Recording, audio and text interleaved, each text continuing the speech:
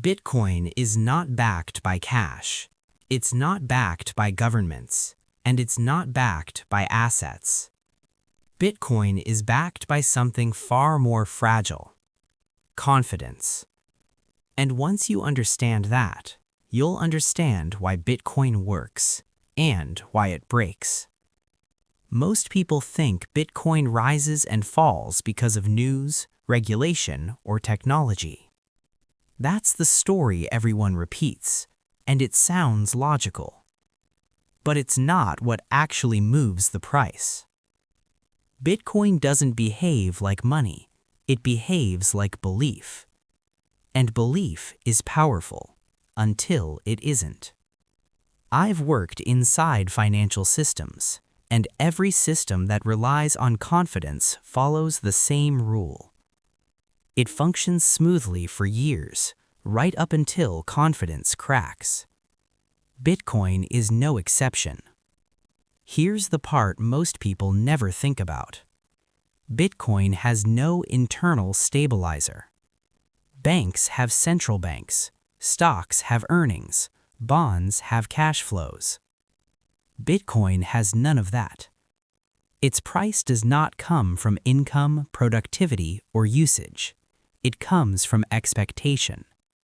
People buy Bitcoin because they believe someone else will value it tomorrow, not because Bitcoin produces something, but because belief might expand. That's not a flaw, that's the design.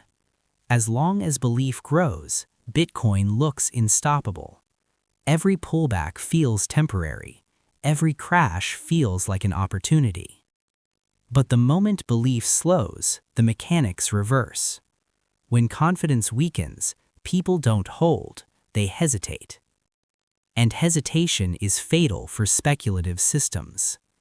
This is where Bitcoin becomes a confidence game. Early adopters aren't rewarded because they understand technology. They're rewarded because they entered before belief peaked.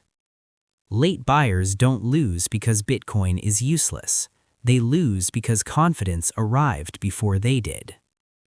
That's the uncomfortable truth most people avoid. Every major Bitcoin crash follows the same pattern. Not hacks, not bans, not headlines.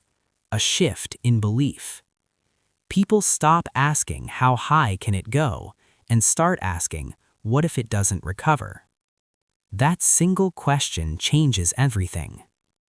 Liquidity dries up, volume disappears, and small sell-offs turn into cascades. Not because Bitcoin failed, but because confidence did. And here's where it gets even more uncomfortable. Bitcoin requires constant belief reinforcement. New narratives, new cycles, new reasons to hold. Digital gold, inflation hedge, institutional adoption, store of value. Each story works until it doesn't.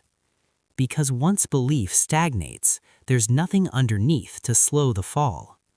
That's why Bitcoin crashes feel violent. There's no floor built on fundamentals, only a floor built on psychology.